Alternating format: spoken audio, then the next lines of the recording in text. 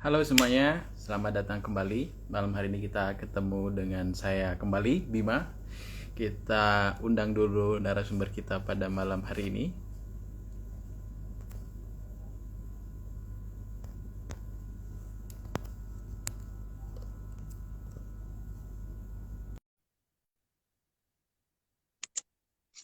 Baik, apa kabar rekan-rekan semuanya? Saya harap semuanya dalam keadaan sehat, tetap menjaga protokol kesehatan, karena sepertinya kalau saya perhatikan nih di sosial media maupun di Google, kalau teman-teman nanti mau mencari tren COVID itu mulai naik lagi gitu. Meskipun dari sisi dari tingkat letalnya, tingkat kematiannya itu sudah jauh menurun, tapi tetap jaga kesehatan karena kita tidak tahu kita menularkan ke siapa. Ya mungkin diri kita kuat, tapi kita tidak tahu yang kita tularkan ternyata badannya memiliki kekuatan atau imunitas yang tidak sekuat teman-teman.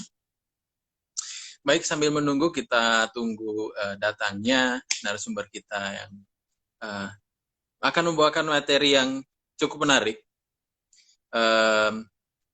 Ini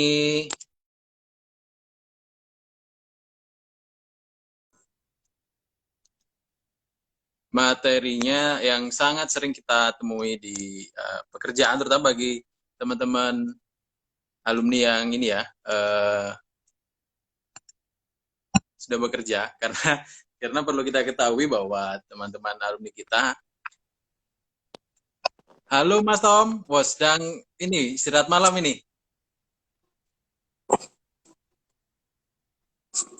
Halo, halo. Selamat malam Mas Tom. Halo, malam-malam. Sebentar ya, tak nyeting ini dulu, nyeting nyeting Ya, soundnya sebentar, Bim. siap. Oke, sebentar. Nah, sambil menunggu Mas Tommy menyiapkan ininya, gearnya, set gearnya. em, Bagi teman-teman yang baru saja bergabung dengan kita di malam hari ini, pada malam hari ini kita kedatangan tamu spesial nih, Mas Tommy, yang terutama juga yang akan memberikan beberapa sharing insight, um, khususnya terkait dengan ke dunia ini ya, human management. Dan khususnya mungkin ini nanti akan sangat-sangat relate lagi khususnya kepada para teman-teman rekan-rekan alumni yang uh, bekerja, karena perlu kita ketahui bahwa ada alumni-alumni yang sedang melanjutkan pendidikan yang baru netes ya, ibarat kata telur itu baru netes di adik-adik kita, junior-junior kita, tapi tidak menutup kemungkinan bahwa adik-adik semuanya yang mau mengetahui lah, atau paling tidak sedikit berkenalan dengan dinamika dunia eh, pekerjaan, dunia bekerja, bagaimana manusia berinteraksi di situ, mungkin bisa eh, ikuti pantengin kita semua, saya dan Mas Tommy pada malam hari ini. Baik Mas Tommy, apakah sudah siap? Oke, mulai aja dulu, nggak apa-apa. Siap. Selamat Ya, malam Mas Tommy. Mas Tommy ada di mana sekarang? malam-malam. Ini aku sebenarnya rada agak di pelosok karena lagi nemenin teman-teman outing, ya kan? Teman-teman yang Oh, siap. ini milenial sini kan, lagi outing untuk pembentukan mental sama fisik gitu. Oh, siap, siap, Selama siap. 3 hari. Iya, Ini di di daerah markasnya mana Mas Tommy? Paskas di Malang. Oh, di ini Paskas. Oh, dulu nah, kalau kalau Paskas Malang itu apa itu namanya? Dulu junior-junior di tempat kerjaku juga ada pelatihan di situ. 1 bulan Iya, di sana. ya di situ. Iya, oh itu 1 bulan. Aku cuma 3 hari ya, Pak. Siap, siap, siap, siap, siap. Um, Oh, Baik teman-teman semuanya, ini kita sudah kedatangan Mas Tommy. Mas Tommy ini akan sekali lagi saya ingatkan bahwa Mas Tommy ini adalah seorang HRD yang sangat-sangat berkompeten dan jam terbangnya banyak, yang akan memberikan banyak sharing ilmu di sini. Sharing ini salah. ya, bagaimana minimal kita sebagai orang yang di dunia dunia karir profesional ini bisa ini ya, bersikap gitu ya.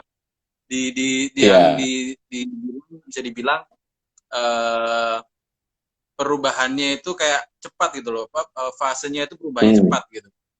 Bahkan aku pribadi yang sebenarnya masuk milenial sih. Tapi ketika kedatangan teman-teman dari Gen Z ini masuk ke workforce itu berubah gitu, Pak. Aku merasa bahwa dengan yang senior-seniorku yang mungkin sudah puluhan belasan tahun bekerja gitu kan, itu menurutku aku merasa sudah ada perbedaan cara pandang.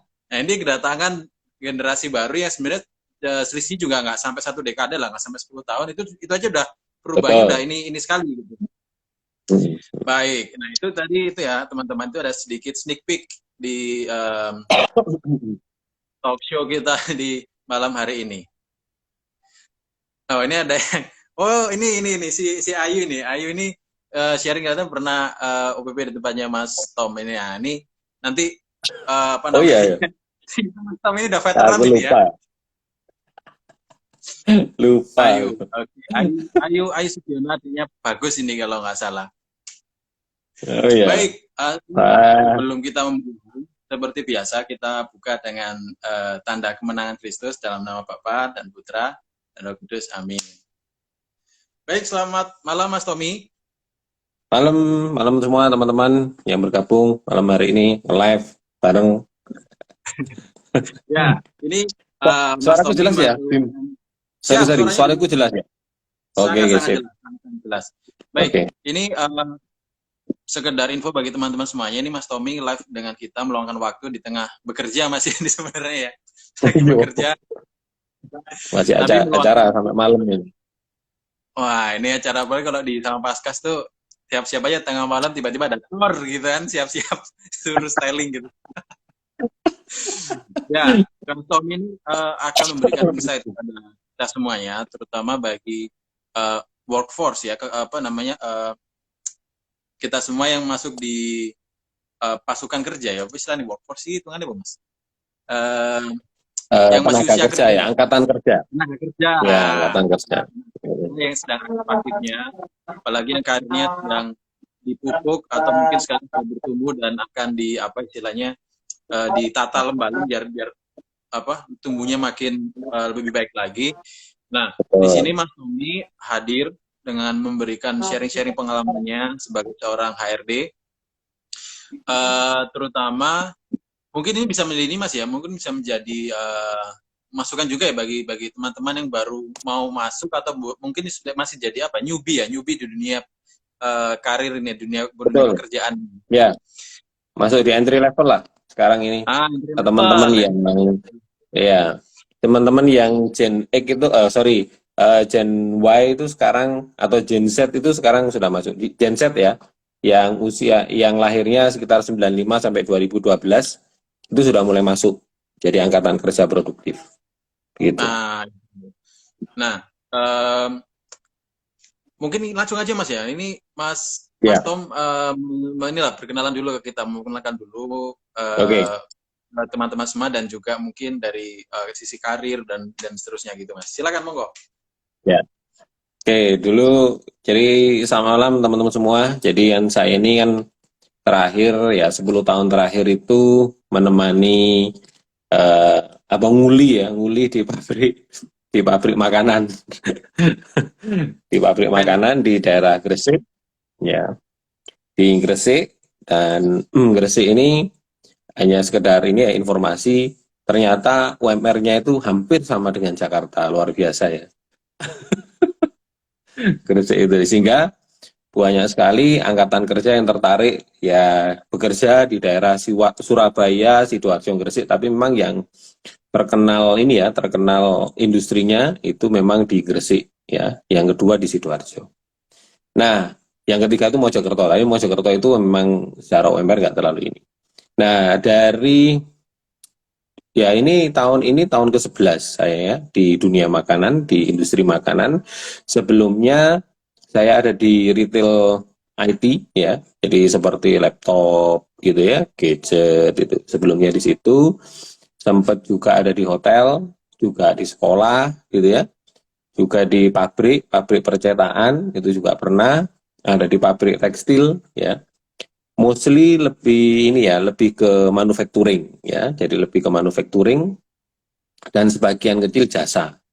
Sehingga kebayang bahwa di perusahaan jasa saya seperti sekolah gitu ya, itu seperti apa dinamikanya gitu ya. Tetapi 10 tahun terakhir ini berputar dengan ya perpindahan generasi di dunia manufacturing. Nah, dunia manufacturing ini kan lebih struggling ya, dengan isu resesi ya kan, dengan internal transformasi organisasi di dalam organisasi itu sendiri gitu ya, dari memanajemeni succession ya, atau ada succession planning ya kan, dari teman-teman ya, dari teman-teman yang sudah sepuh ke yang muda-muda itu kan, peran HR itu jadi penting ya, jadi mitranya pengusaha atau bos kita, owner gitu ya, ketika melakukan transformasi organisasi. Ya, biasanya begitu. Sehingga ini kan isunya sebenarnya kalau kita ngomong soal generasi seperti malam hari ini, sebenarnya problemnya kan komunikasi ya, Bim ya.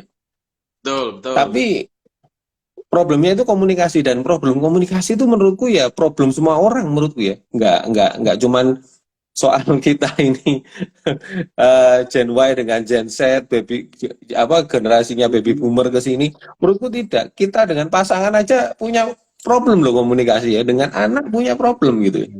Jadi komunikasi ini problem semua orang menurutku ya. Dan menarik kalau misalnya kemudian kita mau bahas malam hari ini lebih dari kacamata tempat bekerja ya, tempat bekerja. Jadi masalah komunikasinya jadi lebih simpel, Bim, karena tempat kita bekerja ini kan apa ya, relasi komunikasinya itu biologik kan ya, rasional. Ya. Nah, kalau di rumah ya, kalau di keluarga itu kan relasi kita kan emosional kan. Jadi kita tiba-tiba marah gitu ya, berubah mood gitu boleh di rumah, tetapi di kantor nggak bisa kayak begitu ya kan. Kita dikira jadi orang aneh gitu kan. Nah, makanya saya bersyukur topik malam ini nggak berat-berat amat, karena kita lebih mencoba menganalisa problem komunikasi kita di tempat kerja dengan lebih rasional gitu loh, Bim ya, lebih logik, lebih rasional, sehingga kita nanti akan ketemu sebenarnya gap ini ya sampai kapanpun tetap terjadi ya. Menurutku loh ya. Ya, jadi nanti akan ada Gen Alpha, Gen apalagi setelah Gen Alpha ini ya, nanti pasti problem itu tetap muncul, ya kan? Pasti menurut saya gitu ya. Nah, Itu, Bim. untuk pertanyaan pembuka nih, Mas, sebenarnya yang menjadi apa ya, menurut Mas Tommy yang sebenarnya menjadi leading factor atau penyebab utamanya dari gap komunikasi ini, apakah karena habitual, misalkan ya setiap generasi kan punya kepentingan sendiri, ataukah karena didorong oleh katakanlah tuntutan suatu organisasi untuk mengikuti entah pasar, entah mengikuti pola kerja yang lebih efisien, atau bagaimana? Kalau menurut Mas Tommy, penyebab ya top 3-nya lah. Ya, jadi ini problemnya sebenarnya soal adaptasi ya, Bim ya. Adaptasi sih sebenarnya ya. Jadi kita ini kan ya, setiap orang punya fase kehidupan yang hampir sama kan, Bim ya. Kita lihat bukan fase kehidupan dari dunia pendidikan, kita sekolah S1, kemudian kan kita masuk di dunia kerja. Ya kan? Nah, secara tidak sadar sebenarnya teman-teman kan tahu kan, kita ini pada waktu itu ya, coba kita hitung ya, kalau teman-teman misalnya bekerja setelah lulus S1 ya, lulus kuliah kita bekerja di satu tempat gitu ya. Sampai hari ini ya, kira-kira misalnya kayak usia aku misalnya sudah 20 tahun misalnya bekerja, itu di satu tempat. Ya, coba misalnya kalau dilihat, saya kok masih tetap yakin ya, Bim ya, phonebook kita itu diisi oleh kebanyakan teman-teman kita yang dulu sekolah gitu. Itu aku yakin kok lebih banyak. Misalnya apalagi kalau sekarang ya, teman-teman kita SD, SMP, SMA itu nyari linknya ya kan gampang. Sejak ada Facebook itu kan, terus kemudian bikin reuni, bikin grup WA gitu kan, itu kan jadi rame gitu kan. Nah, yang tak amat itu secara tidak sadar bahwa ketika kita masuk di dunia kerja, dunia kita itu jadi sempit gitu loh. Jadi kecil gitu. Jadi iya kan? Jadi kita kan hanya ketemu ya, apalagi kalau kita tidak punya kegiatan sosial kan ya. Jadi misalnya dunia kita dari kantor ke rumah, kantor rumah. Ya cuma itu aja. Ya kan? Paling ya kita bersosialisasi dengan tetangga sekitar. Itu kalau kita bersosialisasi. Kalau tidak, ya kan? Maka ya dunia kita kan jadi makin kecil lah. Jadi makin kecilnya itu kan kita terus berkomunikasi dengan teman sebaya kan, Bib. Nah, kalau tuntut kalau kalau tuntutan profesinya lebih pada oriented apa? People oriented ya, seperti misalnya HR. Mau tidak mau kan dia harus ngomong dari generasi yang sudah mau pensiun sampai yang paling muda. Itu kan dia harus komunikasi kan, Bim. Soal klaim apa? Klaim BPJS atau klaim apa semuanya kan masih bermuaranya di HR gitu kan. Tetapi kalau buat teman-teman yang departemen lain atau pekerjaannya yang memang berhubungan dengan mesin, berhubungan dengan produksi, ya berhubungan dengan ya tidak banyak berhubungan dengan orang, ya koordinasinya dengan itu saja gitu. Ya kan? Nah, sehingga secara tidak sadar menurut saya kemampuan kita beradaptasi ini jadi terus tumpul menurut saya loh, menurut Arman ya, menurut pengamatan Bim.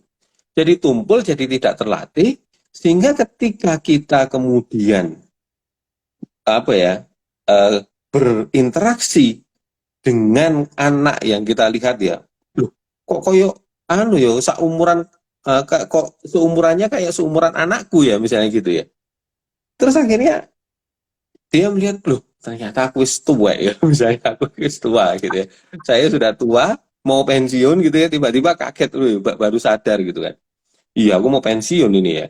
Dan setelah itu ya, sebenarnya ya kalau itu seusia anak kita, sebenarnya kan masih bisa komunikasi. Problemnya ya, aku kan di gereja juga menangani konseling untuk rumah tangga ya, konseling untuk keluarga. Problem anak dengan orang tua itu juga nggak kalah seru loh, Bim. Ya kan, banyak orang tua juga punya masalah dengan anaknya. Anaknya juga punya masalah dengan orang tua. Nah, kalau yang terjadi di dunia kerja itu orang tuanya punya masalah dengan anaknya yang sudah masuk ke angkatan kerja, yuk pasti akan jadi semacam kayak ini ya, Bim ya. Jadi kayak lingkaran setan gitu ya, jadi bundel. Iya, jadi bundel gitu loh, Bim. Ya kan? Itu menurutku yang maksud saya melihat problem ini kemudian lebih pada soal kemampuan beradaptasi. Ya kan? Yang kedua, menurutku setiap orang ya kalau kita melihat nggak semuanya orang itu bisa berkomunikasi dengan baik loh, Bim. Iya kan? Nggak semuanya. Ya, itu problem.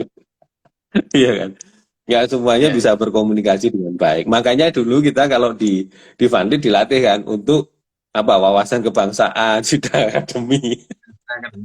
Kita ya kita bisa ngelihat teman-teman kita yang komunikasinya apa ya yang tidak punya kecerdasan untuk berkomunikasi atau kecerdasan verbalnya kurang, wah itu stres sekali, Bim. Stres banget itu, stres pol itu kalau misalnya pas waktu sidang akademi atau wawasan kebangsaan. Itu terjadi realitas gitu ya.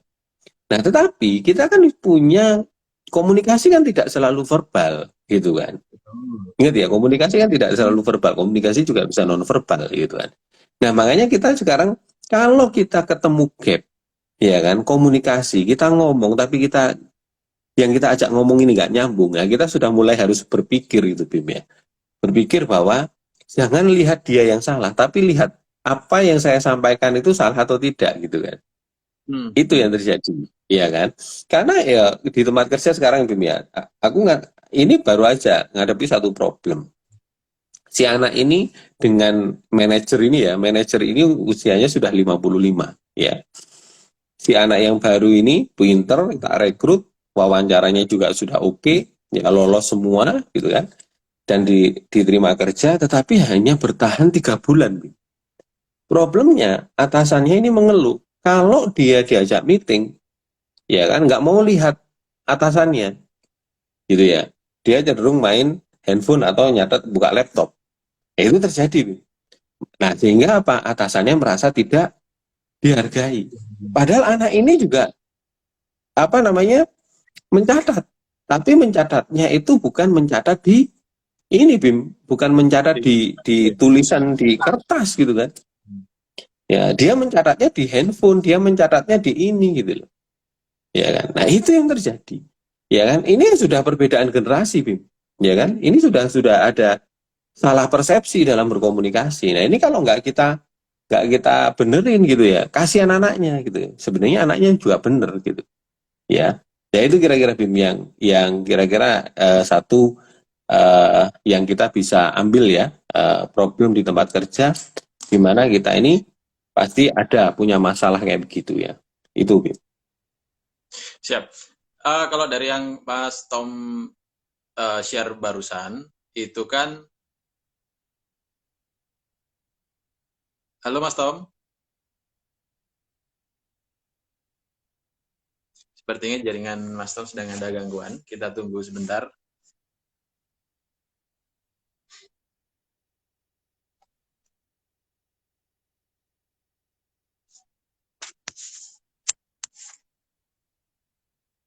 Halo Mas Tom.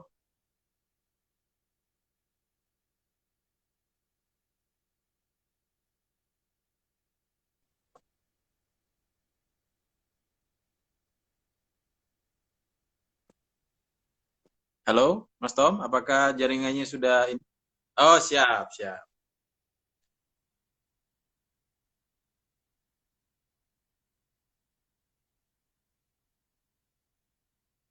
Oh, bagi rekan-rekan yang sedang menyaksikan Hippa Volley Talk pada malam hari ini, jika ada pertanyaan silakan tulis di kolom komentar atau bisa langsung ditemu pertanyaan itu.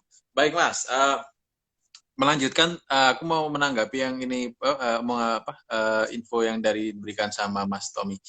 Tadi kan Ya. itu, kalau yang Tommy barusan bagikan itu bisa aku simpulkan bahwa itu dari faktor personalnya, bagaimana pendekatan personal di hal komunikasi. Nah, aku barusan kepikiran nih Mas, sebenarnya ketika dalam workforce itu kan, dalam lingkungan kerja itu kan ada dua faktor. Yang pertama lingkungan, atau dalam hal ini organisasi atau Ya. bisa organisasi siapapun itu, dan juga orang yang ada di situ. Nah, terus kemudian apakah suatu perusahaan ini wajib dalam artian memberikan apa ya, jembatan gitu loh, kayak semacam, ataukah ini, apakah suatu perusahaan itu kemudian harus, oh ternyata ada seperti ini, yaudahlah aku mengalah memberikan suatu kebijakan atau suatu organisasi kemudian sudah memberikan apa ya, menjembatani gap ini tadi, ataukah ya aku punya sistem seperti ini, kalianlah yang menyesuaikan begitu. Kalau dari Tommy sendiri itu melihatnya seperti apa itu? Kalau tadi kan dari sisi personal orangnya, kalau kemudian dari sisi organisasinya. Ya, jadi karena organisasi sudah mulai mengalami problem yang kayak begitu ya Bim ya. Jadi problemnya sudah mulai kelihatan tuh ya. Kok sudah ini kok mulai banyak gitu ya. Tidak terjadi di satu departemen. Jadi problemnya bukan problem ini ya personal lagi, tapi problem organisasi. Itu pasti di mana itu aku yakin pasti ada, ya kan? Karena dan orangnya banyak itu saya yakin pasti ada, ya kan? Aku yakin.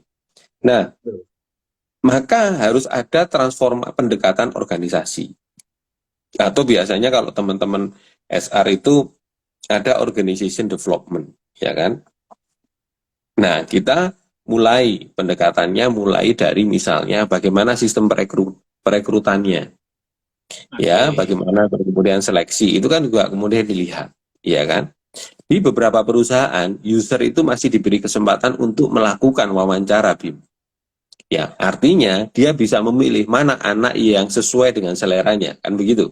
Mana yang tidak. Tetapi di sebagian perusahaan sifatnya di drop gitu ya. HR akan menghitung di departemen A, B, C, D, E misalnya gitu ya. Tahun ini berapa yang pensiun, ya kan? Kalau tidak ada perubahan struktur organisasi, maka nanti tahun depan tak rekrutin orang ini, departemen ini sekian, ya gitu kan. Secara matematis gampangnya begitu. Nah, maka sudah langsung sistemnya nanti apakah namanya MT, manajemen trainee, atau sistemnya nanti pakai MDP atau sistem macam-macam lah ya, sistem kaderisasi untuk di setiap organisasi namanya beda-beda. Nah, itu di drop ya orang-orangnya. Nah, bila organisasi itu tidak melibatkan user ya, aku lihatnya begini. Tidak melibatkan user dalam proses seleksi, biasanya ketika anak ini dimasukkan di dalam organisasi tersebut, ya, potensi konfliknya tinggi, iya kan? Oke. Iya kan? Itu. Ya. Sadar atau tidak, ya, eh, apa ya? Corporate culture itu pasti ada, tetapi corporate apa subculture-nya, ya, corporate yang di subculture-nya itu ada juga, Bim. Contoh misalnya pada waktu kita dulu di asrama, ya kan? Ini contoh kita di asrama itu kan satu unit kan bisa bisa dengan ini ya, Bim ya, dengan banyak eh, kira-kira satu unit berapa ya dulu ya? Sekitar 20 ya. 20 25 25. 20 orang ya satu angkatan. Nah, itu kan bahasa setiap angkatan, setiap unit kan beda-beda tuh, Bim. Kalau misalnya angkatan itu buahnya anak Jakartanya, pasti logatmu di situ komunikasinya ya komunikasi anak Jakarta, lu gua gitu ya. Tetapi kalau Ya. misalnya kita masuk di unit lain misalnya, ya di situ banyak anak Jawanya, ya logatnya yang ngomongnya ngomong Jawa gitu loh. Ya kan? Betul. Nah, di Funlit itu ada subculture itu kayak begitu itu, ya kan? Apalagi di perusahaan itu culture organization-nya ada. Tetapi setiap departemen itu punya culture-culture-nya sendiri, sadar atau nggak sadar kan gitu kan. Nah, maka SR itu kan melihat kalau culture-nya di setiap departemen ini masih produktif dan bagus ya bisa menyokong ini Bim ya, bisa menyokong atau bisa mengembangkan eh, culture dari organisasi itu, ya kan, yang besarnya nggak apa-apa dipertahankan, ya kan, bagus. Tapi kalau tidak, ya ini kan harus dievaluasi oleh HR. Menurut saya begitu. Jadi pendekatannya banyak, Bim. Pendekatannya mulai itu ya, mulai dari proses masuk karyawan sampai keluarnya, sampai proses training itu harus dipikirkan supaya meminimalisasi konflik secara organisasi, ya kan? Itu. Nah, terus yang berikutnya juga nanti kita adakan program-program training di mana misalnya HR ini harus dalamin dulu, ya kan? HR itu harus leading di depan supaya, ya kan? Kalau aku ngomong itu begini, HR-mu ini ya, ini kok ya Pak RT gitu ya. Jadi kayak Pak RT. Jadi ketika misalnya kamu melamar sebuah teman-teman ini melamar pekerjaan, itu kan ibaratnya kayak membeli sebuah rumah, Bim. Ya kan? Betul. Pasti milih lokasi, ya kan? Milih harganya berapa, fasumnya, fasosnya kan gitu kan. Nah, ketika kita memilih rumah atau berencana membeli rumah, ya itu sebenarnya pertimbangannya hampir sama ketika kita akan masuk atau memilih perusahaan yang kita lamar kan begitu. Hmm. Tetapi kita kan tidak pernah memikirkan nanti bahwa potensi masalahnya itu dengan tetangga. Ketika kita masuk, kita kan tidak pernah berpikir ketika kita beli rumah tetanggaku siapa ya? Apalagi misalnya perumahannya masih baru, kanan kirinya masih kosong, depan belakangnya juga masih kosong. Ternyata setelah 1 2 tahun kita nempati di situ, ya kan, tetangganya makin padat, ya kan, kita mulai muncul konflik dengan orang itu. Nah, apakah ini Bim ya? Ketika misalnya kita punya masalah dengan tetangga kita, rumah kita harus kita jual. Enggak. Kan tidak. Iya kan? Ya. Lah kita mesti lapor dong ke Pak RT gitu. Ya kita kan jadi nggak bijaksana kalau misalnya tiba-tiba kalian resign, ya kan? Hanya karena problem rumah awal, problem dengan tetangga. Padahal itu bisa diselesaikan. Nah, maka Ya. kalau misalnya sudah teman-teman yang baru ini ya, yang generasi yang sekarang ini angkatan kerja di Gen Z ya atau di Gen Z Ya. itu udah mulai masuk ke angkatan kerja ini harus dipahamkan itu lagi bahwa kalian ini nggak sendirian gitu kan. Karena bahwa HR ini bareng dengan kalian gitu loh. Ya kalau ada problem ya bilang ke kita, ya kan? Speak up gitu ya. Kita juga pasti akan menyelesaikan secara bijaksana, ya kan? Ini problemnya gimana? Ya kita khawatirkan begini aja sih, Bim. Anak baru ini kemudian menjadi korban, ya, sementara nih ya, yang lama-lama yang senior ini yang salah. Nah, maka Ya. kalau yang disalahkan selalu yang muda, organisasinya bisa hancur. Ya Betul, kan, betul. sebenarnya itu sudah salah gitu. Nah, Oke. itu aja sih. Ya, Itu dalam proses itu kami. uh, aku jadi kepikiran nih Mas, yang Mas Mas Hmm, Tom barusan itu jadi bilang gini. Pada akhirnya ya, kita berada di satu titik eh sampai pada titik mana kita itu kemudian mentoleransi gitu. Pada ya, sampai di titik mana suatu perusahaan atau suatu organisasi yang sebenarnya dikepalai oleh beberapa orang di atas kan, Mas. Nah, Ya. si policy maker di setiap organisasi ini bagaimana kemudian mereka bertoleransi, memberikan atau beradaptasi lah. Tapi Hmm. kemudian juga mereka berusaha jangan sampai value perusahaan juga dalam tanda kutip ikut luntur. Ya.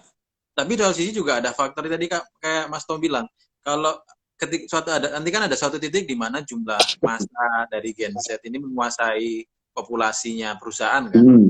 Dan Hmm. itu kan pasti akan bisa, loh, lah, aku kan dia benar, cuman kalau mereka bersatu seperti ini kan kesannya kayak aku yang salah gitu loh. Iya. Nah, kalau menurut Mas Tom sendiri, sampai di titik mana sih suatu perusahaan itu kemudian, tadi kan Mas Tom juga bilang, kalau kita terlalu menuruti tenaga kerja yang ada dalam artian yang entry level inilah yang baru-baru masuk ini, kalau terlalu menuruti mereka terus kan juga kemudian itu bisa menjadi apa ya, semacam berbahaya juga bagi organisasi keberlangsungan. Kalau menurut Mas Tom sendiri, titik temunya itu gimana Mas? Atau mengharmonisasikan ini gimana? Biar perusahaannya jalan, biar yang tua juga bisa beradaptasi, yang muda juga bisa memahami gitu loh. Ya, ya. Jadi memang begini, nah ini ya juga ada ciri umum dari Gen Z, ya kan yang sekarang ini kan biasanya ya nggak terlalu tahu unggah-ungguh sopan santun misalnya begitu, ya kan? Ya sebanyak lah kok apa komplain-komplain begitu. Ini bukan komplain dengan generasinya ya, tetapi terus kemudian kita lihat ini usianya berapa sih yang dikomplain gitu kan. Nah kita ketemu ya situ ya anak-anak yang sekarang ini ada gitu kan. Nah ya kita gini sih Bim ya, kita melihat bahwa apa yang dikeluhkan, apa yang dikomplainkan, apa yang dipersoalkan itu benar-benar make sense atau tidak. Kita cari kan apa ya, ini hanya cari-cari kesalahan atau memang benar-benar apa posisinya ini mau memperbaiki, ya kan? Jadi munculnya sebuah persoalan itu kan bisa aja komplainnya, bisa komplain yang remeh-remeh, tapi bisa komplain yang ini bener, ini masalah serius ini ternyata akan gitu. Tapi perbedaan gap ini sebenarnya kalau menurutku ya memang harus ditarik garis tengahnya gitu kan. Garis tengahnya sebenarnya di level yang sudah senior itu kan pasti kita ngomongnya lebih strategik loh, ya kan? Lebih ke soal planning, ya kan? Planning. Nah, sementara yang eksekusi itu ya teman-teman yang sekarang ini masih muda. Sebenarnya dua-duanya ya sama-sama membutuhkan, gitu kan? Sama-sama membutuhkan. Nah, problemnya itu kalau, ya kan? Problemnya itu ada. Kalau memang leader yang sudah senior ini memang secara skill leadershipnya masih perlu dikembangkan, kayak gitu kan? Middle management terjadi. Iya, iya kan? Betul, betul. Komunikasinya perlu diperbaiki, misalnya kayak gitu. Itu kan juga butuh apa pelatihan secara simultan kan? Tidak bisa ini. Nah, kita juga harus menyentuh mereka juga, ya kan? Di sisi lain yang bawah ini juga kita bekali bagaimana misalnya penguasaan SOP, ya kan secara teknis itu ya. Terus misalnya soal knowledge, soal attitude, ya kan itu pasti akan diajarkan menjadi induction training ketika misalnya dia masuk hari pertama. Soal kita belajar company profile, belajar siapa aja misalnya nama atasannya, ya kan kantornya yang mana, itu pasti di dalam induction training HR itu sudah menyiapkan semuanya. Ya kan? Nah, makanya ketika misalnya di dalam masa percobaan itu Bim atau probation period itu biasanya saya selalu ngomong ke mereka, ini ya, ini kakakmu, ya, ini kakakmu, ini masmu gitu ya, ini mbakmu, ini masmu gitu ya. Ya, aku ini anggap bapakmu misalnya begitu. Nah, kalau ada persoalan, jangan sungkan ngomong dengan kita. Ya, selama kalian probation, itu kalian ini jadi keluarganya kita di sini, itu. Ya kan? Karena bagaimanapun juga yang merekrut, yang nyari ya Bim ya, yang menyeleksi, yang mentraining HR duluan. Ya kan? Nah, ini kan kemudian manajernya yang sesungguhnya ini, yang dia nanti tempat usernya ini kan semacam orang tua sambung. Iya, Ya, iya, betul, betul. iya kan? Iya, iya. Kalau HR-nya ini benar-benar bisa menjalin relasi atau membangun relasi dengan baik, ya kan? Nah, problemnya kalau HR-nya juga nggak bisa membangun relasi dengan baik, itu problem yang tambah parah menurut saya ya. Tapi ini katakanlah HR-nya, oke, HR-nya bisa bisa apa ya, bisa menghimpun aspirasi dari teman-teman ini sehingga bisa disuarakan tidak hanya lewat anak per anak, orang per orang, tetapi juga HR-nya bisa bantuin. Bisa menjadi mediator lah ya, mediator atau penengah manakala terjadi sebuah persoalan. Sehingga nanti ini tidak terlalu disalahkan sisi yang apa, yang senior, yang junior juga tidak terlalu dikorbankan gitu. Menurutku begitu, Bu. Ya, Nah, mudah-mudahan bisa menjawab. siap, siap. Terima kasih jawabannya, Mas. Nah, aku jadi tertarik ini, Mas. Kita kan juga pada akhirnya kan berada di titik ini kan ya. Apalagi ya aku lakukan sekarang juga di titik yang ya di usia-usia yang dibilang banyak waktu kerja, masa kerjanya juga yang nggak terlalu banyak, dibilang terlalu Mm-mm. muda juga nggak terlalu muda, jadi kayak masa di zona-zona tengah gitu. Tengah-tengah. Nah, Ya. itu kadang menjadi problematik juga, Mas, karena Mm. em, kadang yang superior, sorry kok superior, senior, kadang yang senior tuh Senior. menganggap kita ini masih junior, kita ini melihat junior itu eh, mau mau mengarahkan dia, Hak Jani kan ini bos Kan? ini senior gitu kan. Iya, Nah, iya. eh, kemudian ini apalagi nih Mas, kemudian menjadi yang problematik juga itu adalah em, kan di suatu organisasi itu pasti ada yang model apa ya, model tim leaderan gitu loh Mas. Jadi kayak yang Mm. level, jadi bukan supervisor sih, kayak apa ya, jadi kayak semacam entry level di Tim manajerial leader gitu. lah ya. Tim Nah, leader leader. yang awal. Itu dia Ya, bukan tim leader. supervisor. Nah, Ya. katakanlah tim leader gitu. Nah, beberapa orang yang sudah di usia yang usia atau pengalaman kerjanya di tempat di yang usia aku lah Mas. Itu kan Mm. kalau sekarang itu kalau enggak ya ada yang mungkin di supervisor, ada yang cuman untuk masuk ini kan eh, ada beberapa perusahaan itu yang tidak memberikan training yang sifatnya bagaimana kita sebagai leader sebaiknya bersikap.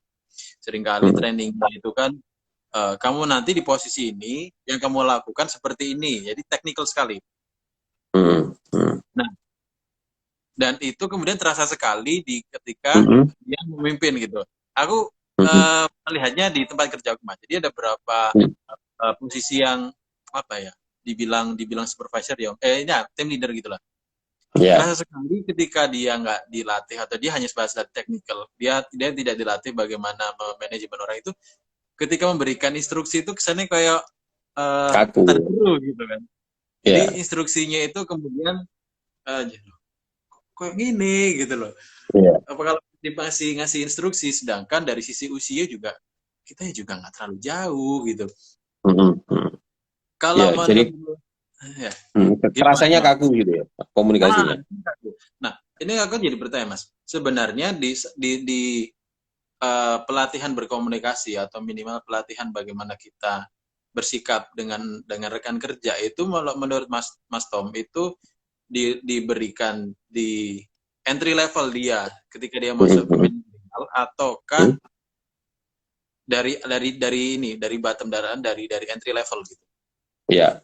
Ya, menurutku gini, Bim. Jadi kalau misalnya itu kalau misalnya dirimu merasakan ya di organisasi itu dengan tim leadermu, bisa jadi memang dia secara kemampuan komunikasi kurang. Ya, bisa saja itu ya, bisa saja. Nah, kalau di dalam satu angkatannya dia itu memang problemnya sama, ya kan?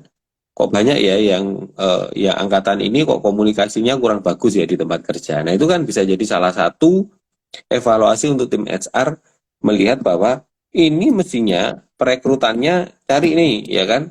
Dulu bisa jadi ya Bim ya, bisa jadi pada tim leader yang tadi kamu ini ya lihat komunikasinya kok cenderung kaku, bisa aja pada waktu itu HR-nya fokusnya kepada misalnya teman-teman yang misal apa ya penguasaan teknisnya tinggi, ya kan? Yang benar-benar misalnya dari teman-teman yang eksak, misalnya gitu ya, atau misalnya dicari yang nilai eksaknya tinggi. Itu ada perusahaan Bim yang misalnya nilai nilai matematikanya atau nilai eksaktanya yang ini itu tinggi, ya kan?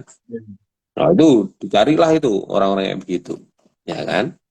Nah, pasti kan namanya orang yang tidak punya satu sisi atau semua dimensinya kan sempurna kan, Bim? Ya, Betul. manusia itu kan multidimensi kan. Ya, ada dimensi yang positif, ada dimensi yang negatif. Itu pasti ada, ya kan? Nah, itulah menariknya kita membahas dinamika kehidupan karena manusia itu multidimensi. Nah, sehingga kalau memang pada saat itu kebutuhan organisasi bisa jadi butuh orang-orang yang teknis, Bim. Iya, Dalam satu masa perekrutan itu gitu ya. iya, Tetapi di dalam kemudian apa meeting manajemen atau meeting strategic manajemen melihat bahwa kok kita ini tantangan ke depan bisnis juga lagi butuh orang yang profilnya seperti ini. Ya kita butuh profil yang seperti ini. Ya bisa berubah, Bim, orientasinya. Gitu kan. Nah, makanya ini kan HR ini kan harus punya radar cukup tinggi untuk menangkap sebenarnya kebutuhan dan arah organisasinya kemana. Gitu kan. Nah, pasti kan perusahaan itu atau organisasi kan punya DNA-nya kan. Punya betul. DNA-nya ini kan ada. Kalau misalnya lembaga pemerintah lebih harus pada pelayanan publik kan gitu. Ya kita profilkan aja orang-orang yang bisa melakukan pelayanan publik yang seperti apa. Kan begitu kan, Bim? Ya kan? Tidak boleh yang egois pasti. Ya kan? Nah, maka kalau misalnya seperti itu ya kita cari profil yang cocok dengan kebutuhan organisasi. Ya kan? Tetapi dalam satu masa perekrutan pastilah Bim, namanya rekruter atau yang namanya HR itu ketika wawancara ono ngantuk-ngantuk ya salah. Oh iya ini rekomendasi ya. Ternyata dia jadi maruk langka. Ya kan? User juga oke, ya kan? Ya bisa aja dalam dalam posisi itu ya. Kita juga melakukan seleksi bisa aja tetap pakai metode wawancara kan begitu ya. Nah, itu bisa terjadi ya kesalahan dalam satu proses gitu ya. Itu aja menurutku ya. Tetapi orang-orang yang seperti ini, tim leader yang sudah terbentuk seperti ini memang tidak bisa ditinggalkan. Kita lihat, ya kan? Kita mesti ya membuat satu training apa yang memang bisa mengurangi gap kompetensi dari si yang bersangkutan ini. Gitu menurutku Bim. Jadi harus dilihat kompetensinya. Kalau sudah masuk ke tim leader, mestinya komunikasi harus dibekali ya. Karena kalau enggak, kita agak sulit gitu ya. Iya, iya. Itu. Itu Uh, menarik sih Mas, karena memang kalau kita berkaca pada ini ya, visi suatu organisasi itu memang itu nanti hubungannya kan sama apa sih? Renstra atau rencana 5 Renstra tahun. sama Nah, betul Renops ya kan, rencana operasional, rencana strategis ya kan. Iya nah, betul berkaitan dengan itu. kalau kalau nah sekarang gini Mas, kalau misalkan nih dari sisi manajerial. Hmm.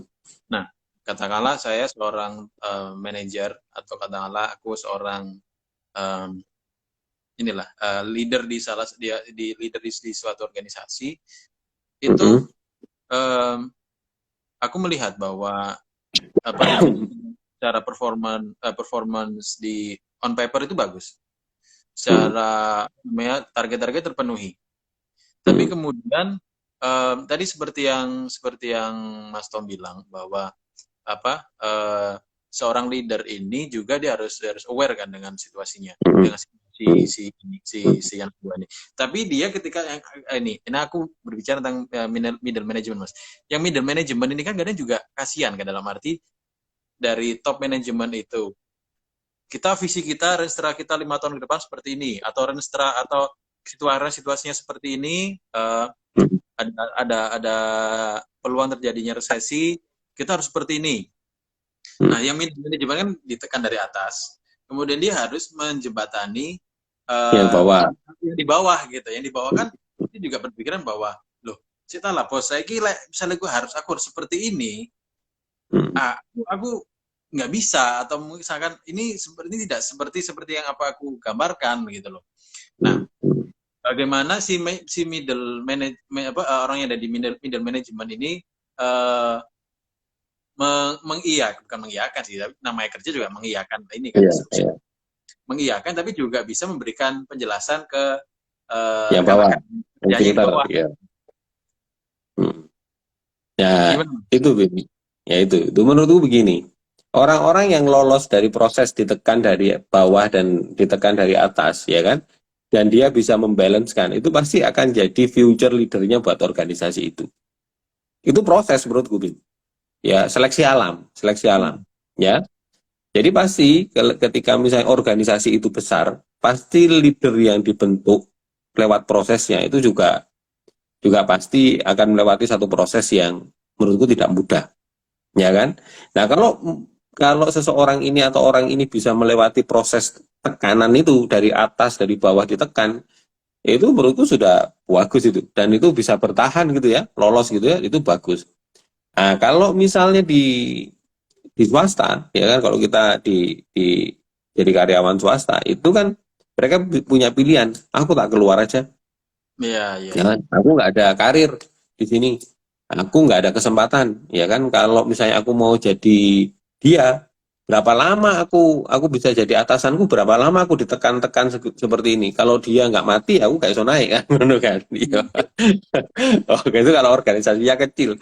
Kalau organisasinya gede, ya kan, di seluruh Indonesia ada, bisa kamu kamu naik jabatan ya harus harus keluar pulau atau kemana kemana karena posisi jabatannya banyak gitu kan. Nah itu beda. Jadi memang pada posisi di mana dia bisa menahan tekanan dari atas dan bawah itu skillnya, kalau dia bisa menemukan pola, Bim, ya, itu pasti dia akan punya skill yang luar biasa.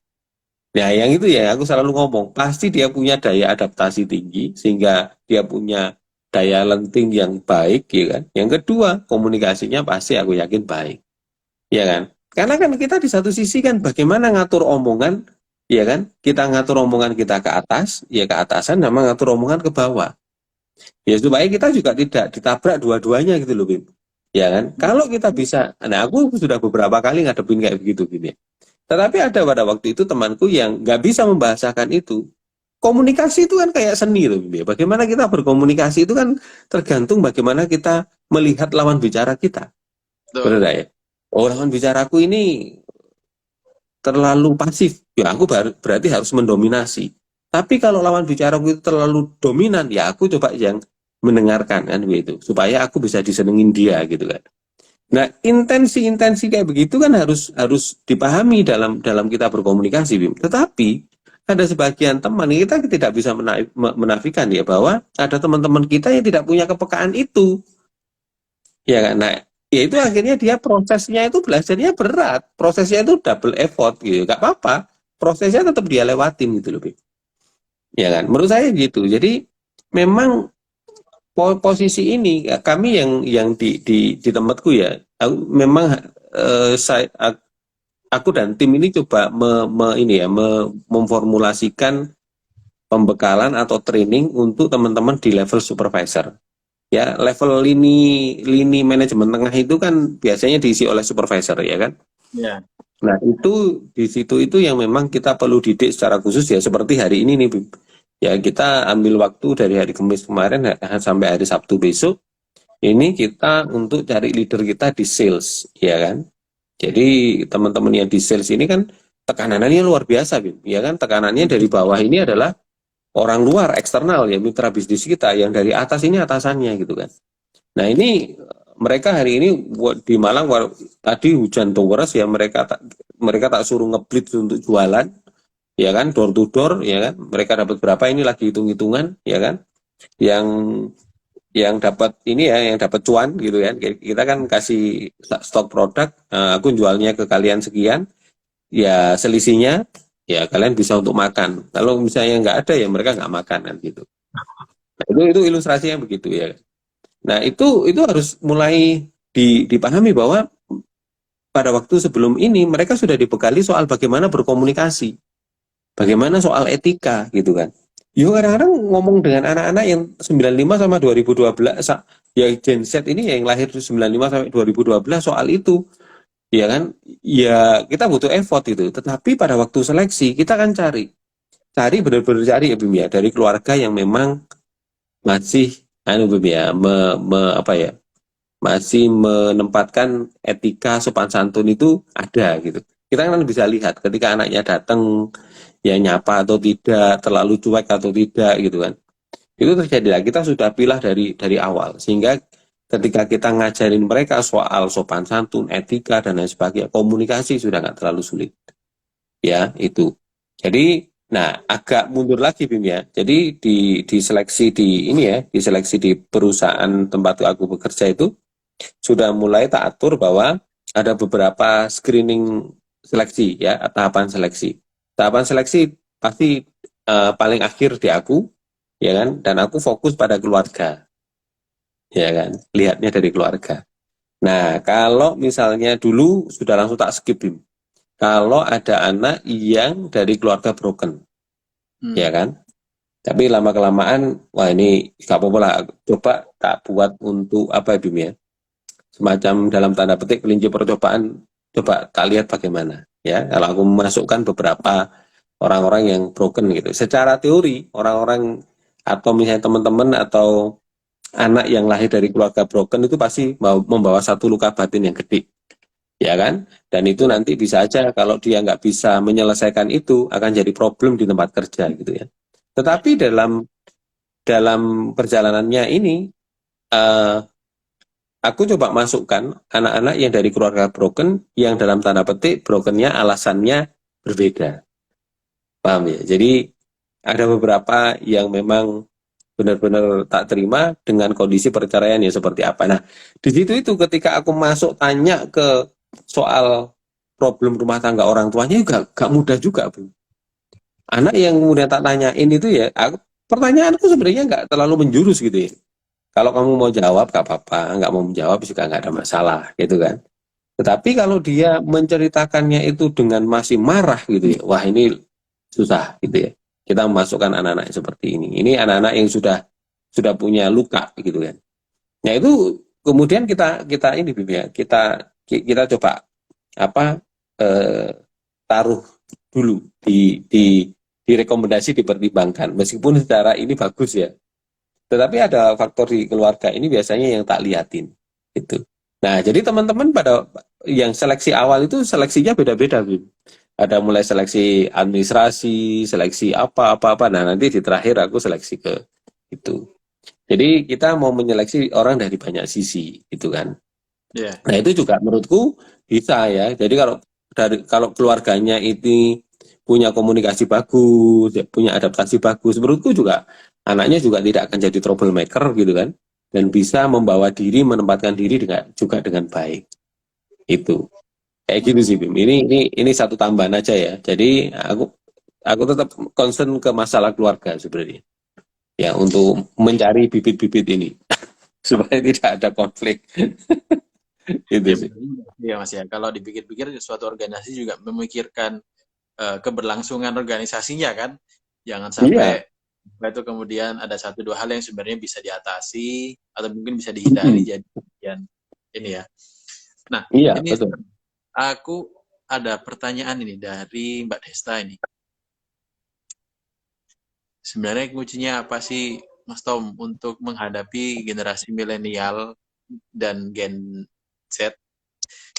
Cara menghadapi ini berarti Mbak Desta ini mungkin pengalaman sebagai ini middle management atau mungkin top management ini.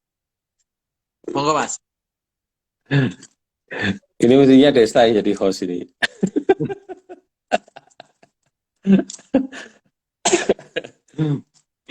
Jadi ini yang pertanyaan mana Bim? Yang muncul di layar itu Mas, yang sebenarnya kuncinya apa itu sih? ya. Ya. Iya, antar generasi. Terus nggak antar generasi gimana caranya gitu kan ya. Dan lain sebagainya. Jadi antar generasi itu ya kalau misalnya kita tidak dalam posisi ini ya, tidak dalam posisiku ya. Jadi teman-teman ini kan bisa aja tidak dalam posisinya sebagai HR ya di perusahaan. Bisa aja dia sebagai anak buah dari bapak buah yang sangat nggak bisa memahami dia gitu kan.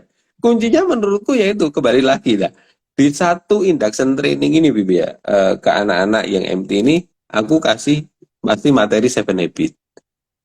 Pasti Oh ya. ya itu pasti aku tak kasih mereka ya sesuai dengan porsinya gitu kan. Nah selalu tak ajarin adalah kita harus masuk pada habit yang kelima ya kan, kita harus berusaha mengerti dulu baru kita mau dimengerti atau dipahami. Kalau kita mau memahami orang lain ya kita harus mengerti ya apa ya kalau kita mau dipahami oleh orang lain ya kita harus ngertiin orang lain dulu dong gitu kan. Mhm. Maka jangan melihat bahwa ketika misalnya saya ada gagal komunikasi dengan orang tersebut, jangan nunjuk orang itu dulu gitu ya. Yang misalnya lemot, yang misalnya nggak paham maksudku, yang misalnya apa ya, kita sudah punya persepsi negatif macam-macam lah ya, karena kita nggak bisa koordinasi. Ya, komunikasi itu. Nah, ketika kita gagal komunikasi di tempat kerja kita, aku yakin 100% kita sudah pasti gagal koordinasi juga kan. Yeah. Ya, sekali lagi ya. Kalau kita gagal komunikasi di tempat kerja, sudah pasti kita akan gagal koordinasi. Aku jamin itu sudah, ya kan? Nah, maka ketika kita menjalin komunikasi ini ada problem dengan orang ini, kita sudah harus mulai waspada ini. Kok aku ngomong gini, ngomong A, dia nangkepnya B ya? Kok aku koordinasi ini, dia kok nggak bisa nyampein ya ke bawahnya? Apa jangan-jangan komunikasiku yang salah? Misalnya bentuk komunikasinya, Bim. Ternyata orang yang kita ajak komunikasi lebih mudah, lebih jelas, lebih clear kalau kita ngajak secara WA, texting. Ya kan? Tetapi ada orang yang tipikalnya kita ajak komunikasi lebih enak di telepon, gitu loh, Bim. Ya kan? Nah, itu kita kan harus mulai mengamati dari kita sendiri kan, Bim. Tidak bisa melibatkan orang, oh Pak, Bapak yang salah kemarin. Aku lu sudah ngomong bahwa kemarin itu hari ini kita akan ada ini Pak meeting gitu. Enggak tahu, aku enggak tahu kok bla bla bla gitu. Nah, akhirnya kan timbul persoalan atau energi negatif yang kita sebenarnya tidak perlu keluarkan. Kan begitu kan. Apalagi misalnya Bim ya. Aku harus misalnya ini Bim ya, membimbing anak-anak yang masih muda-muda banget ini ya. Maka pembekalan itu kan perlu, ya kan? Yeah. Pembekalan ini perlu ojo gampang nyalah nosik gitu. Intinya jangan gampang menyalahkan orang lain. Coba dirimu coba lihat. Kalau ada persoalan komunikasi, coba misalnya dirimu lihat dulu gitu. Sing salah iki delok sing salah kuwi sik. Jangan melihat orang lain yang salah dulu gitu. Itu loh maksudku ya kan. Baru kalau misalnya memang orang lain yang salah, tetapi orang itu tidak mau meminta maaf dan tetap aja kekeh dengan itu. Ya masuk kita juga tidak ngelendai gitu loh Bim, paham ya? Kita coba tidak ngambil bawahnya. Wah, nggak ketemu Bim pasti. Iya kan? Nah, saya tahu bahwa kalau misalnya itu tak tempatkan aku sebagai bawahan dari bapak buahnya seperti itu, aku akan melakukan seperti itu. Tapi kalau aku nggak tahan Bim, nggak tahan ya, aku lapor Pak RT. Pak RT ku nggak bisa ngasih solusi Bim ya, aku metu aja Bim. Prinsipku begitu ya. Jadi problem komunikasi ini terjadi dimanapun. Tapi sebenarnya kalau kita mau melihat ya, kalau kita terlibat komunikasi, jangan mudah menyalahkan orang lain dulu gitu. Kita coba lihat cara kita komunikasi apakah sudah benar. Maksudku begitu aja. Ya Bim ya. Siap, siap, siap. Gitu, Bim. Siap. Ini lanjut ada satu pertanyaan lagi, Mas. Oh, ini lebih ke ini sih, lebih ke manajerial sini. Bagaimana strategi perusahaan untuk mempertahankan karyawan yang berkualitas dalam kondisi keuangan perusahaan yang tidak memungkinkan untuk memberikan reward atau salary yang kompetitif? Reward atau salary yang kompetitif. Ya, Oke, jadi gini. Ya baik. Gitu. Ya, nah ini aku jadi ingat. Genset ini juga salah satunya ya. Kalau dia tidak dihargai, Nah, iya, iya. tidak dihargai dengan baik, wah, wis, iya melintir itu pasti, ya kan? Nah, jadi ini problem umum gitu ya. Jadi sebenarnya gini, nah gini ya. Saya ini juga, ini kalau misalnya yang bertanya ini teman HR ya, saya sarankan benar-benar coba memahami apa ya atasan kita, entah direksi, entah owner atau siapa gitu ya, supaya kita bisa jadi mitra. Kalau kita bisa jadi mitra, ya kan, kita sebenarnya akan lebih mudah untuk nge-range ya seperti anak-anak yang baru ini minta bimbing sales itu. Sebenarnya ada gangguan trik lagi. Oke, sudah ya, sudah nyambung. Ya. Nah, yang angkatan baru ini Bim ya, ini skema gajinya baru Bim. Gitu kan. Karena aku harus menyesuaikan dengan pasar tenaga kerja. Kalau enggak, wah aku dapat bahan yang enggak terlalu bagus Bim. terus terang, ya kan? Kalau aku misalnya di level gaji X gitu ya, tapi kalau misalnya tak kasih Y, aku akan dapat lebih baik. Nah, bagaimana aku sendiri secara pribadi dan timku meyakinkan bahwa Pak dengan gaji segini, kalau dihitung dengan cost ratio masih masuk. Kalau misalnya dia nggak masuk, misalnya dia tidak bisa masuk dalam 2-3 bulan, kita sudah bimbing nggak bisa, ya saya akan gugurkan, selesai. Ya, tapi perusahaan masih mau nggak investasi dengan nilai sekian kan gitu, Bim. Kita Ya, ngomongnya investasi, jangan dilihat dari sisi cost-nya. Nah, maka kan teman-teman HR harus mengajak para pengambil kebijakan policy maker ini untuk melihat tidak semuanya dalam kacamata cost gitu loh, tetapi dalam kacamata investasi. Ya kan? Di satu sisi harus kita bisa pilih, Pak, kita perlu investasi. Ya kan? Tapi kalau kita nggak bisa investasi, ya kan? Ya perusahaan nggak akan berkembang juga kan, Bim. Gitu betul, loh. betul. Lain Ya ya. kan? Nggak berani investasi. Iya, gitu kan. Nah, ini teman-teman yang menurut saya ini. Nah, yang kedua, sekali lagi, reward itu tidak harus dengan uang. Ya kan? Teman-teman Gen Z itu haus dengan pengakuan. Ya kita kasih rekognisi kan? Iya, Rekognisi ya, terus kemudian diacarakan misalnya ya, makan siang dengan direksi kalau misalnya dia berhasil gitu loh. Makan siang itu berapa sih biayanya gitu kan? Makan siang kita cari yang murah sampai mahal, kita bisa pilih tempatnya kan begitu. Tetapi momennya, kualitasnya itu kan beda kalau misalnya satu meja dengan direksi. Nah, teman-teman N1 juga harus pinter, kreatif, harus membungkus rewardnya ini bagaimana menurutku loh ya. Ya kan, misalnya kalau menang dapat tempat parkir yang paling paling paling dekat dengan pintu kantor. Ya biasanya kalau enggak ya kamu jauh di sana misalnya gitu kan. Tempat parkirnya eksklusif misalnya VIP ya selama dia ini kan harus dengan uang gitu loh. Tetapi ada rekognisi di situ. Ya tidak hanya dengan sertifikat atau piagam, ya kan Bim. Tapi bisa dalam bentuk lain gitu loh. Banyak kok. Ya bentuk-bentuk reward itu menurut saya cukup banyak. Itu sih Bim, mudah-mudahan menjawab. Ya. oke Mas. Nah, menyambung yang tadi jawaban yang Mas Tom barusan berikan. Nah, kita kan juga nggak bisa memungkiri ini Mas, eh, terutama di tenaga kerja baru ini kan sebenarnya Hmm. sangat-sangat aware dengan sosial media dalam hal misalkan mereka mencari informasi bagaimana sih bekerjaan di perusahaan X, perusahaan Hmm. Y, gitu kan? Hmm. Bagaimana sih Hmm. kalau misalkan situasi pekerjaanku seperti ini, aku harus bersikap seperti apa? Mungkin Hmm. kalau generasi-generasi sebelumnya atau mungkin ya gampangnya generasi senior-seniorku lah mas.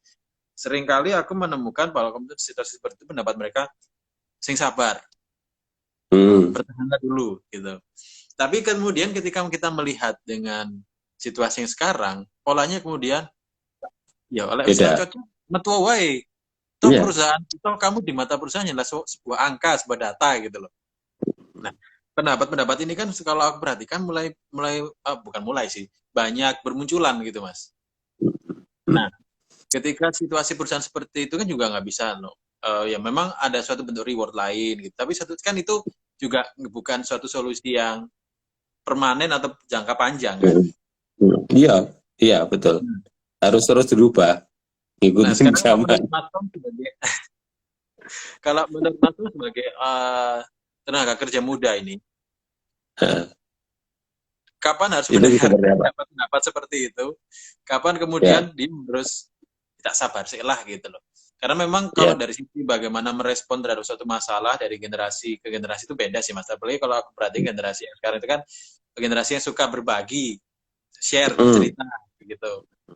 Suka mencari Ya, cerita dan mendengarkan cerita begitu. Silakan mas. ya.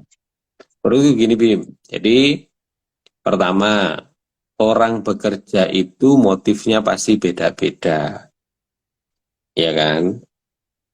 Kalau dari sejak awal aku itu kerja hanya urusan untuk cari uang, ya orientasinya uang ya Bim ya. Ya. Aku dihargai perusahaan dengan nominal uang, misalnya, itu dan fasilitas. Maka kalau misalnya di perusahaan ini secara fasilitas aku sudah nggak dapat, ya sudah aku pindah. Itu akan mudah, Bim. Ya, tetapi buat teman-teman yang motifnya itu bekerja untuk misalnya dia diterima, ada penerimaan secara sosial terkait dengan keberadaan dirinya, idenya, gagasannya. Gaji itu nomor dua, Bim. Ini nomor satu. Ya sudah dia cari gitu. Ya kan?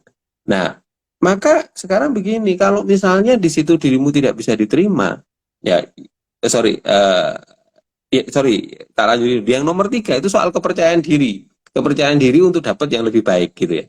Nah, kalau misalnya di tempat itu kita tidak bisa diterima, gaji juga ya menurutku tidak terlalu bagus juga.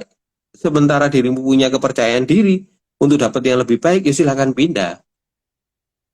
Ya kan, Bim? Tapi kalau misalnya kepercayaan diri nggak punya, ya kan, gaji ya seperti itu teman-teman juga terima, gitu kan. Nggak apa-apa Pak, aku digaji cuman UMR nggak apa-apa misalnya. Tapi teman-temanku di sini banyak kok. Aku kalau kerja di sini kesulitan banyak yang bantuin. Ya, itu sudah jadi kebahagiaannya dia gitu loh, Bim. Ukurannya sudah beda gitu.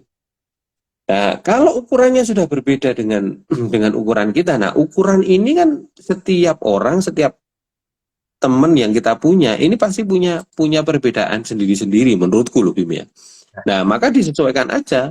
Ya kan, kalau memang itu sudah nggak sejalan, meskipun gajimu tinggi, tetapi di situ sikut-sikutan dan tidak ada kedamaian di situ ya. Aku merasa juga seringkali jadi kambing hitam. Ya sudah, ngapain aku bertahan di situ? Ya sudah, aku keluar aja, meskipun gajiku tinggi, misalnya gitu. Iya kan? Tapi kalau Iya. dia kepercayaan dirinya nggak ada, Bim. Ya, terus aku di sini aja, aku anu loh, aku harus bersyukur loh, gajiku sudah tinggi. Aku nggak apa-apa jadi kambing hitam. Ya kan? Bisa menjadi silih atas dosa-dosaku. Aku bisa masuk surga gitu kan. Ya nggak apa-apa gitu kan. Apalagi misalnya kita nggak punya kepercayaan diri, kita memang mau posisi berkorban gitu loh. Mengorbankan diri ya nggak apa-apa. Itu kan kembali kepada value, kembali pada nilai orang masing-masing menurutku, Bim. Dia Iya masing-masing kan? mungkin. Iya. Keputusannya di kita, iya kan? Ya Iya, dari iya. tiga kombinasi itulah ya menurutku. Itu sih, Nah, Bim.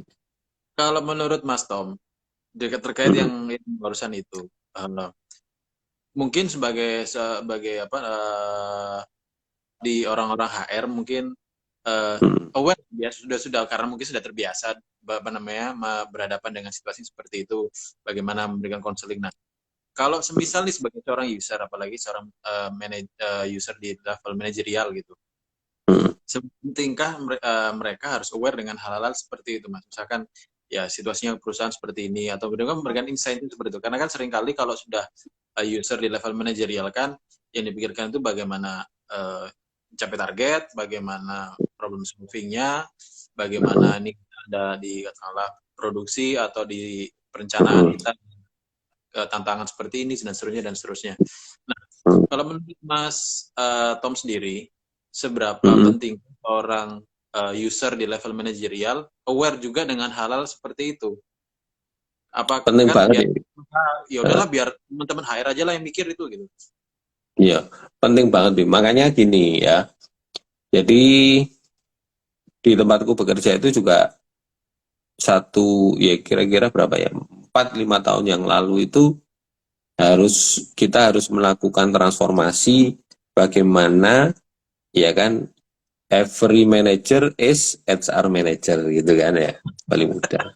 Ya kan? Itu kalau nggak dikasih mindset kayak begitu, Bim, wah itu susah, Bim. Bener susah. Karena semua urusan misalnya kita ngasih SP gitu ya, nggak berani mereka. Ya kita misalnya bagi kita sudah klasifikasikan kan, ada beberapa misalnya tindakan pelanggaran yang masuk SP1, SP2, SP3.